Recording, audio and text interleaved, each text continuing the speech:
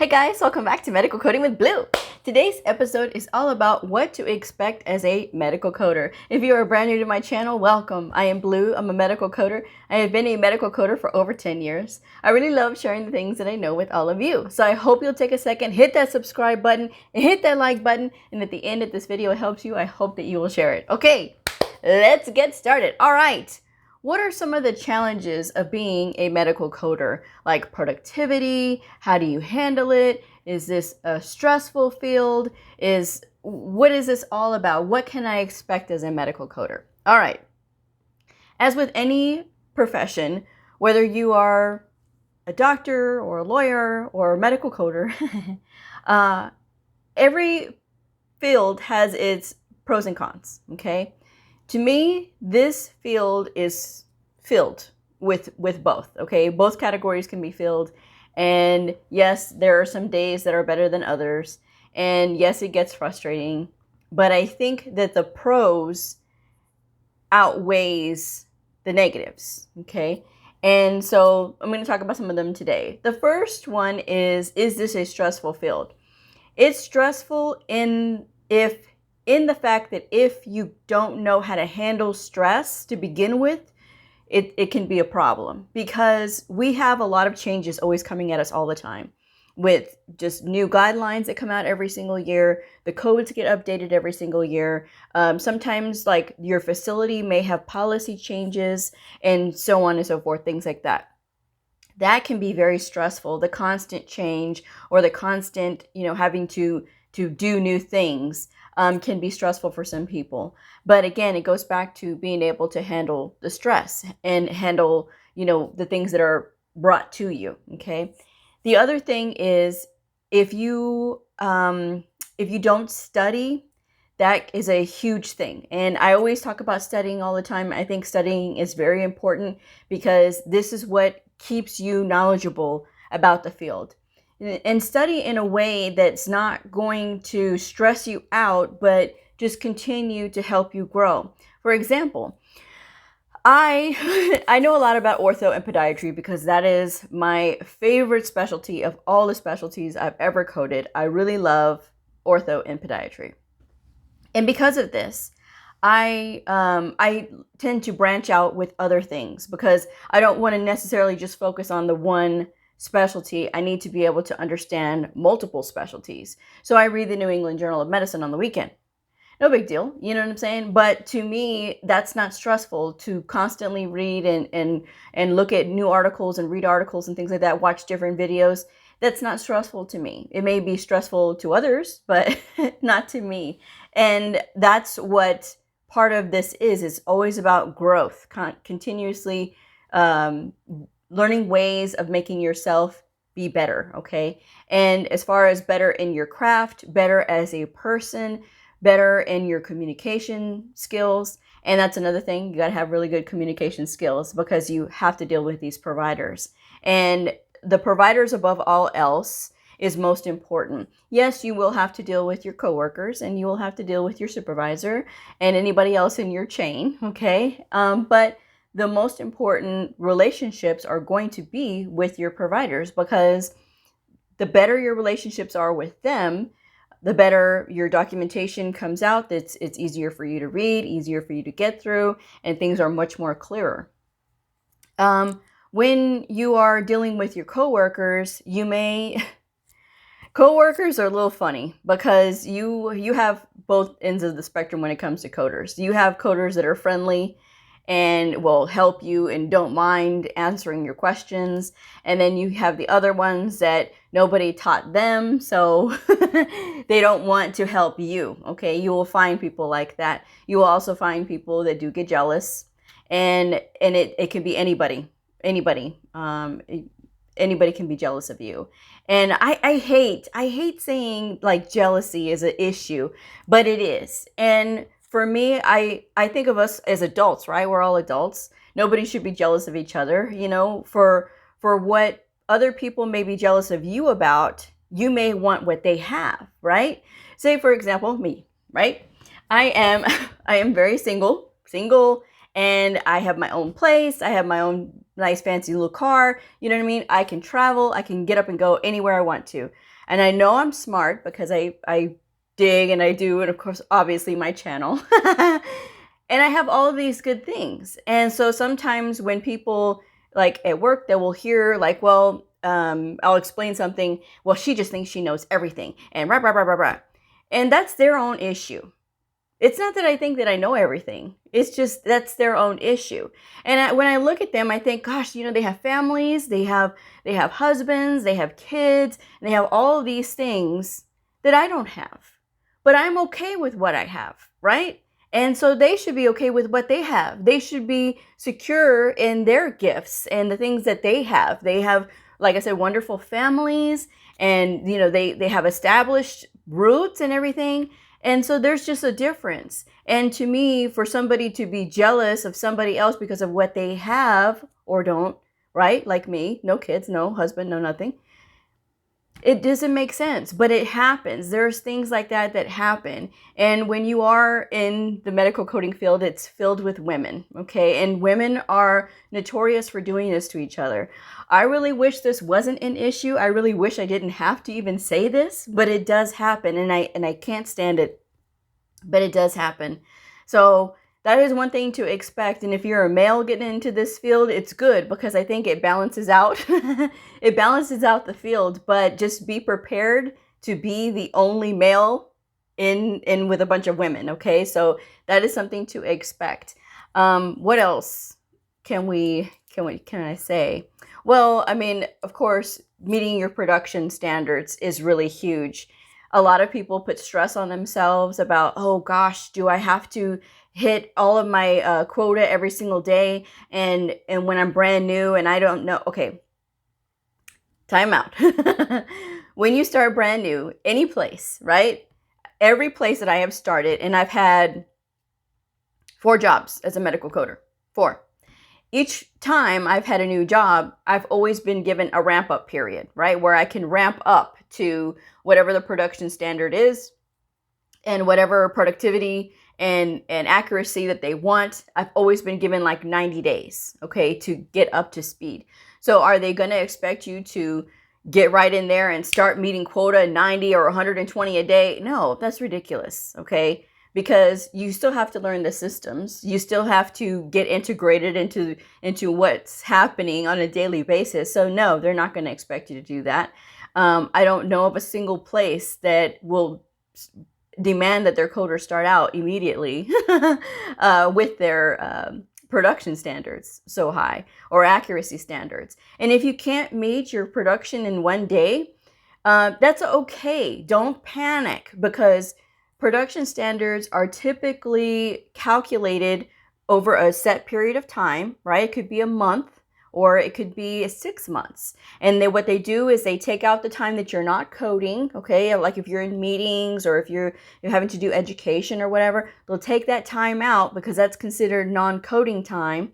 And then they'll factor in all the time that you were coding and then average it out. How many per hour did you get, okay? Now, here's the other thing. Now, I have seen people do this. I've seen coders do this, and it really irritates me. I can't meet my quota. Why? And then you see them. They're on their phone. If you have your phone out, you need to get off your phone. They're not paying you to be on your phone. You are there to do your work, to concentrate on what you're doing, to be fully engaged in that note. The only time you should be looking up anything is if you're trying to figure out what the answer is for whatever scenario you're trying to code, or if you're trying to look up and get further clarification. That's the only time you should not be doing something that's related to the record, okay? Because a lot of people will complain, well, I can't meet my quota, and then you see them, they're talking, or they're sitting there on their phones, on Facebook or Instagram or whatever, and they're not able to meet their quota. And then they panic because they think, oh gosh, I can't do it. This is too hard. No, it's not, because you were on your phone and you shouldn't have been, or you were visiting and you shouldn't have been. Now, if you say, well, Blue, really, you can't talk all day? You can. And there's a reasonable amount. You can say hello, you can say good morning, maybe talk a little bit, chit chat for 5 minutes or whatever, but then you got to get to work, you know, and if somebody wants to keep on talking, which that will happen, they will do that to you. They will try to keep you talking and, oh, well, I want to talk to you about what happened with my kids, or, you know, look at this, you know, whatever. They want to show you whatever. Talk for just a couple of minutes, but then you got to let them know you got to get back to work. Okay. And if it may seem like, oh gosh, you know, she's too into the work or whatever, that's what you're there for. You know what I'm saying? Like, that is why you're there. Ultimately, you know, you're there for the provider, and you're there for, you know, the facility, you know, whatever. And this is, of course, when we all go back to the facilities. A lot of us are at home right now due to the pandemic. But when you do get back into, when we all get back into the swing of things, that is something that to consider, you know, that you're going to have your coworkers around you. Okay. I always recommend keeping your work stuff at work and your home stuff at home. Don't talk about your personal life at work. It really does no good, because if you talk about your personal life at work, you never know who's listening, and you never know who's going to use whatever against you. Okay. And so you don't want to make that mistake. Work is work. Okay. And it stays fun and fascinating the longer you're engaged with it. Okay. As far as accuracy goes, when it comes to accuracy, there's going to be a bit of a learning curve, especially if you're brand new and this is your first job. And what if I don't meet accuracy? Okay. Here's the other thing too. Accuracy rates range. I've seen them range from 90 to 97%. Okay. So overall, however many records that they are auditing for you, they will have to audit to make sure that you are coding appropriately. Okay. And I've seen like that's the range, you know, of the accuracy, total accuracy. If you don't meet accuracy for 1 month, say for instance, you're brand new and you're still learning and you're making some mistakes because you got nervous, or you're trying to go too fast because you want to keep up with production, most people would rather have quality over quantity. Okay. So if a record's going to take you a little bit longer, it's just going to take you a little bit longer. I've seen where like I've coded for level 1 trauma hospitals, and there's a lot of diagnoses, and sometimes I can't get through the record quickly. One record can take me, or one encounter can take me an entire hour. But that was because there was multiple injuries. Okay. Multiple things that was going on with that patient. So, but does that mean that I'm going to slow down for the rest of the day? No. There's going to be times when you are able to speed up because the documentation is really good and very straightforward, and you can just get through it. And then there's going to be times when you're going to have to slow down. You're going to like, wait a second. You know what I mean? Like this is going to take a little bit of time to get through. So it's all about paying attention to that detail. And like I said, most supervisors will prefer quality over quantity. Okay. I did work in the beginning. I did work with one lady that she didn't have her coding credential, and but she had been a biller for many years, and she just thought that she could just go in there and just fly through stuff, and she really wasn't following the rules. And so I kept telling her, because I was training her, right? And I said, okay, well, you got to do this, you got to do this, you got to do this. And so she says, okay, yeah, sure. And she just sort of dismissed me. And then she just was flying through encounters. So the lead was like, well, you know, Blue, she's brand new and she's out coding you. I said, have you checked the accuracy on those that she's coding? She goes, well, that's not the point. Okay, understand the point. Okay, the point is, when I'm coding, it's going to be quality. Check the accuracy. And so the supervisor stepped in and was like, okay, and she checked the accuracy. Accuracy wasn't there because she was insisting on flying through. So then we had a meeting about, okay, well, it's not about production, it's about quality. So she had to go back and correct all the mistakes that she made. Again, slowing her down. And so now she's not able to do production that day because she's having to go back and review and correct notes that she shouldn't have had to been flying through. But see, that's the point. when you dismiss people that are trying to help you, which I was trying to help her, okay, and for her to do that, and it backfired. Okay. But see, me understand also that I had to stand up for myself and be like, wait a second, you're not going to compare me to somebody else. Okay. Not every coder is the same. The caliber of every coder is different. And this was a coder that even though she was not even a credentialed coder, she had the the stones to argue with me. And I would show her in the book, the guideline that said that I was correct. And she would argue and argue and argue. I said, okay. Well, I said, why don't you take your certification exam and then we can come back and have this discussion. And that pretty much ended the discussion right there. I didn't want to say that to her, but at the same time, I'm trying to help you. I'm pointing out the guidelines and you still are not listening. So that's something that happens, okay? If somebody's trying to point out to you what is being shown in the book or whatever, or they're trying to reach out a hand to you, you got to let them, okay? Because in those instances, these people are rare. And I am rare in the fact that I will help people, okay? Because like I said, not all the time will people be so helpful with you, okay? But you have to show that you are doing your research as well. And I knew she wasn't, and I knew she was just flying through, and I was trying to stop that before it got out of hand. And sure enough, she had a whole day where she had to go back and correct a bunch of errors that didn't even need to be. So when you are in this business, like I said, you will meet different types of people. But it's all about really focusing on the work and focusing on understanding what you're reading and really developing yourself as a better coder every time.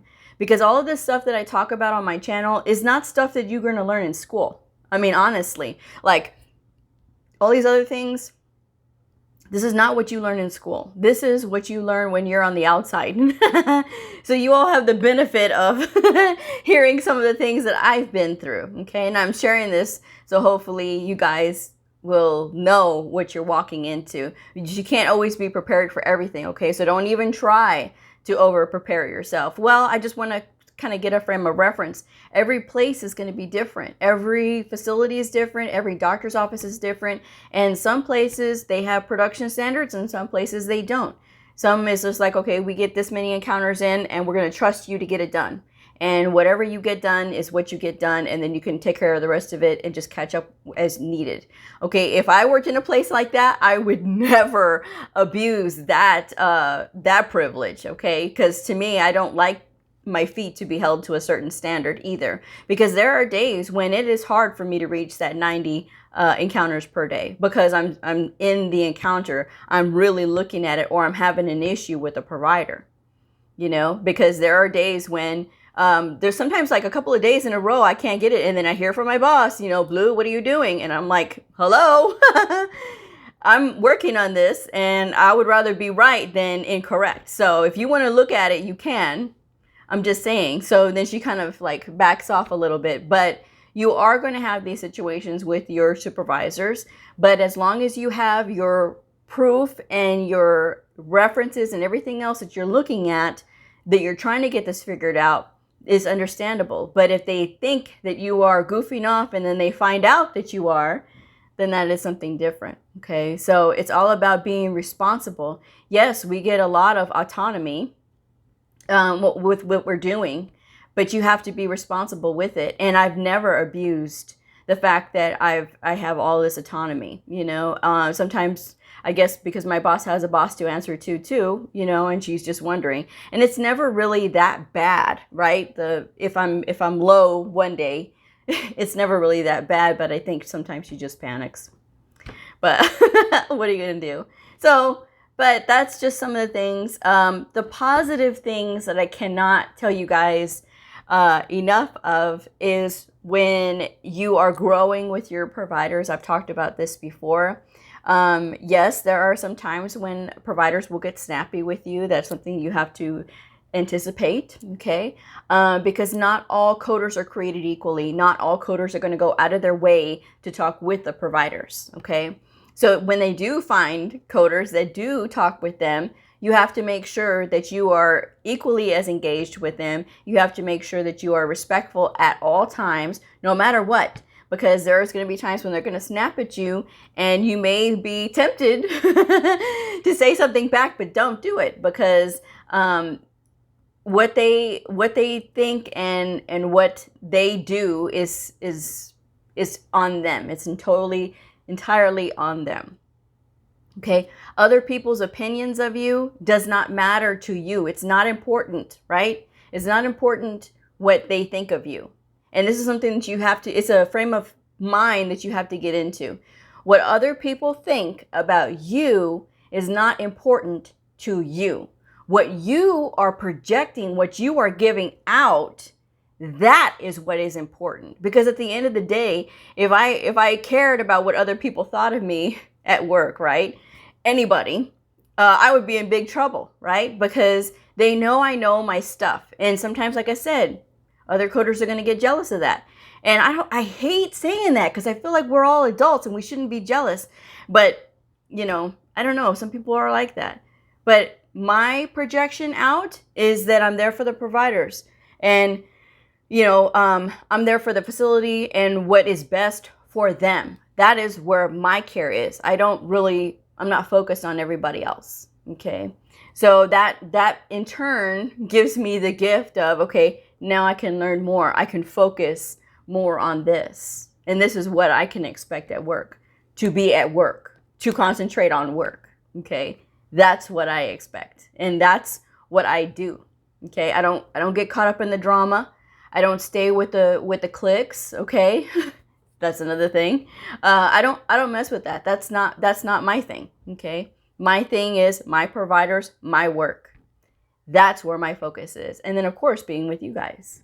But when you're a medical coder, these are the things that happen. Okay. So expect it, right? But the joy of the other things, like growing with your providers, and then when they finally have that aha moment and they get it, they get what you're telling them, and they're very happy when they get their numbers run on the reports and it shows more accurately what they are doing.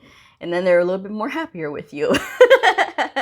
That is what makes the job a career, okay? Because it's not just a job at that point. It is that you've invested yourself, you've invested time, you've worked on this relationship with this provider, and now everything is better. And now you're growing as a person, because maybe this provider was a little bit difficult, and you managed to bring to light something that clicked so that they can do better, right, for their documentation.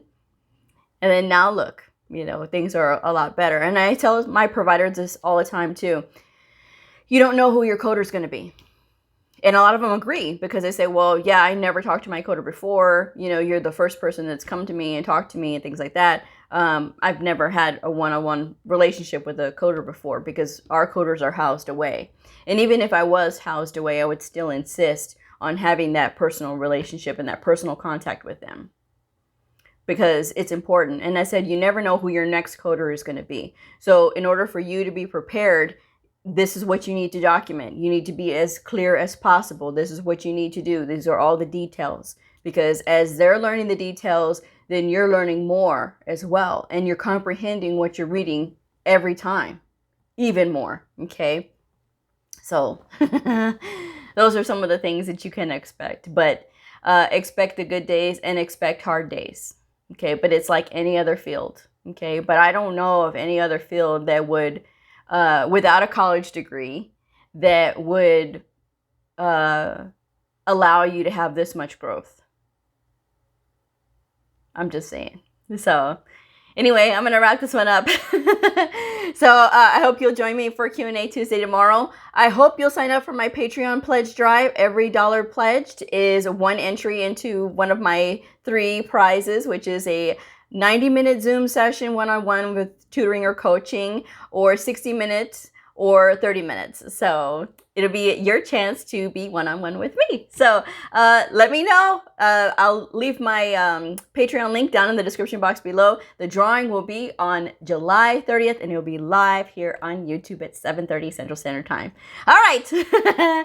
I will wrap this one up. So if you are a medical coder, a medical coding student, somebody curious about the fascinating world of medical coding, a provider, or a nurse, I invite you to like and subscribe and follow me on my journey in medical coding. I will see y'all next time.